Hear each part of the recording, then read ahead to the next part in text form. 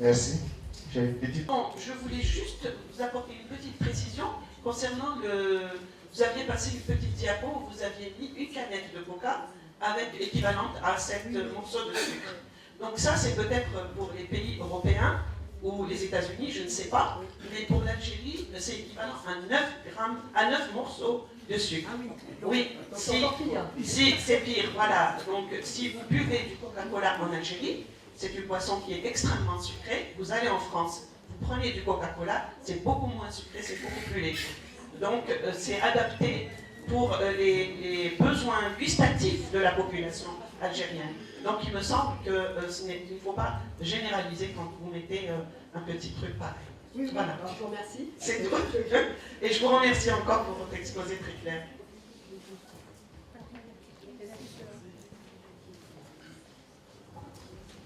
Je vous remercie également. Je voudrais un peu, s'il vous plaît, que vous reveniez sur les rythmes de prise de boissons. Parce qu'on sait que si on retarde un peu cette prise dans la soirée, le sportif peut se réveiller plusieurs fois dans la nuit et ceci peut être sur sa performance. Et deuxième chose, c'est sur vraiment concrètement qu'est-ce que la mesure des prix cutanées peut nous apporter chez le sportif. Merci. Alors, pour répondre à la première question au niveau de l'hydratation, donc je l'ai évoqué un tout petit peu, c'est effectivement lorsqu'il y a des prises nocturnes, souvent on va vérifier que si les apports sont satisfaisants en fait, pendant la journée. Parce que de façon, le sportif, en fait, le matin il ne voit pas trop, enfin, c'est souvent en fonction de l'heure d'entraînement, et donc il va avoir des prises nocturnes et qui va impacter un autre élément de la performance qui est le sommeil. Donc ça, on sait, il y a des études qui ont montré que ça impactait le fait de se réveiller pour aller simplement uriner, va impacter en fait la qualité du sommeil. Donc c'est pour ça qu'on va être vigilant dans la répartition du matin au réveil au soir au coucher. Mais on va adapter le plan hydrique avec l'athlète en fait, en fonction de ses habitudes. S'il doit, nous on a parfois des sportifs qui doivent se déplacer en voiture, donc si on leur fait boire beaucoup d'eau et qu'ils ont 1 heure, il y a beaucoup de bouchons aussi, ils vont passer 1 heure dans la voiture et qu'ils ont envie d'uriner, etc.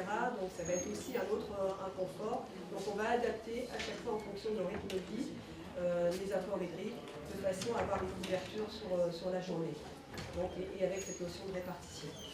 Et toujours garder en mémoire les 600 ml par heure chez la femme et 750 ml par heure chez l'homme, en moyenne.